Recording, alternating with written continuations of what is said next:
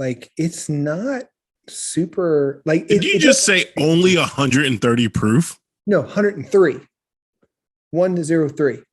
We'll find out when this airs, but I swear to God, you just said 130. We will, and I didn't. I swear. But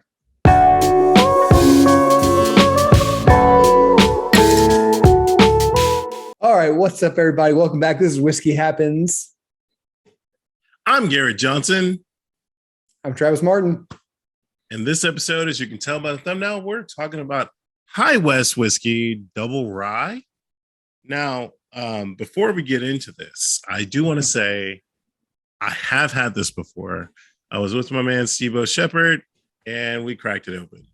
However, this is the official review. It's been at least a month and a half, so It's not like fresh in my mind whatsoever.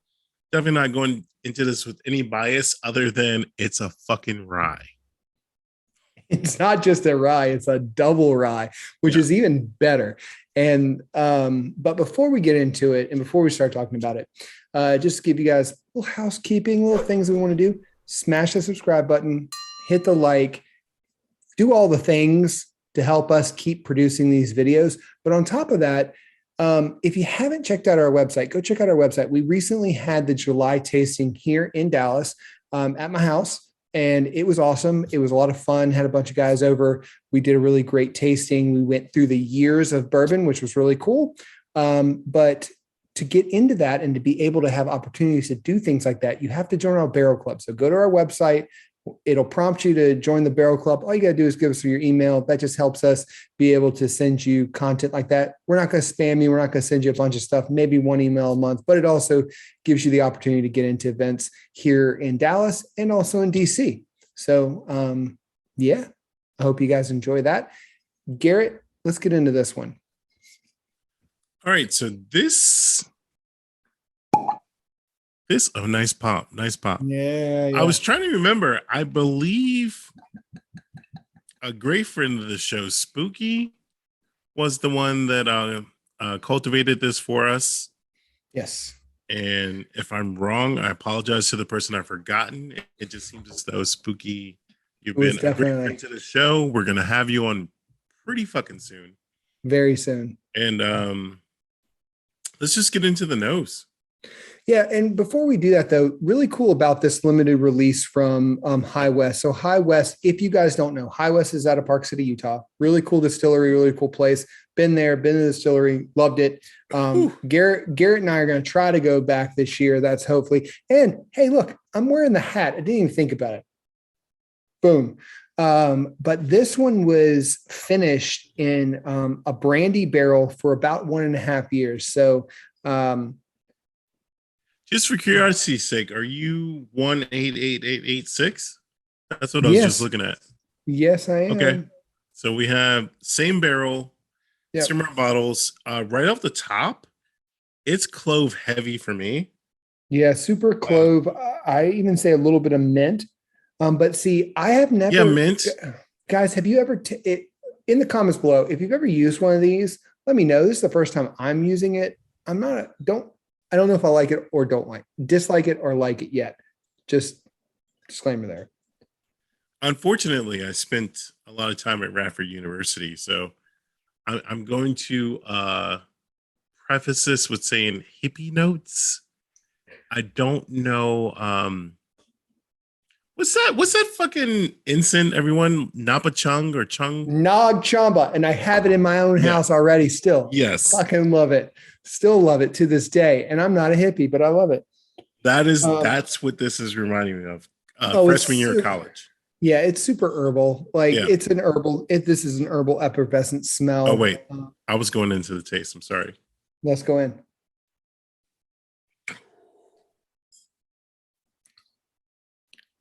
And it continues. It continues with that earthy, like, I don't know what it is. Very herbaceous. I feel like there's like a shaman was making this and was like blessing this because it's got like this like Native American, like cool ass, like smell and flavor to it. That's what I think when I get to it. I don't know. Like maybe it's that double rye piece. I don't know. Yeah, I mean, the first note that jumps out at me is the mint coupled with dark Yeah. chocolate. Um, and it's so it doesn't really coat as much as it lingers for me. Yep. I'd be interested. This would be really amazing actually in an old fashioned because of the flavor profile. Um, I think this would be great in an old fashioned or maybe even a Manhattan. I'm not a huge Manhattan fan if you guys don't know, but um, it's only 103 proof. Wait a minute. What bottle are you? I know you said what barrel. What bottle are you? Um, Barrel bottle 62. Oh, I'm 64. How cool would it have been if we were 62 and 63? Oh, there's a bottle John, between us. epic It's fail. probably exactly. It's probably John. Uh, you know what this reminds me of? There is if you guys ever been to Whole Foods, there is Mid-Atlantic honey on the shelves, and this is my closest recollection. And it's only going to apply to people who live on the East Coast that shop at Whole Foods and have had this before. But it has like I forget the name of the brand, but it has like a bee and the wings on the cover, and it definitely says Mid-Atlantic honey because I use it for work, and that's exactly what this is.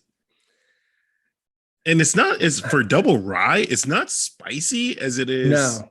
Christmas, anise, licorice, um, those type of fall winter flavors.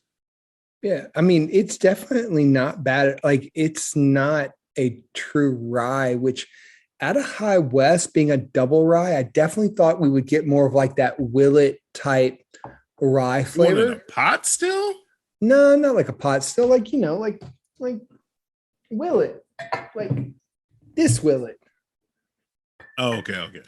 So, but I mean, I've had a lot of high west stuff, and this one's actually really good. Like I say, actually like it. I didn't think it was going to be good.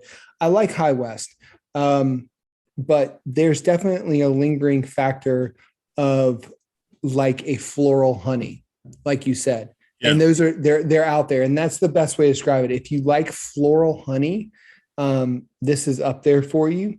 But if you like something that's kind of mellow for a rye, I would also go grab this or the double rye in general. You can't get this one. This is the limited release from Let's see. whereas Shellman's Fine Wine and Spirits. So the good people at Shellman's Fine Wine and Spirits. I think I'm going to go on the scale here with Coke. I mean, you said old fashioned.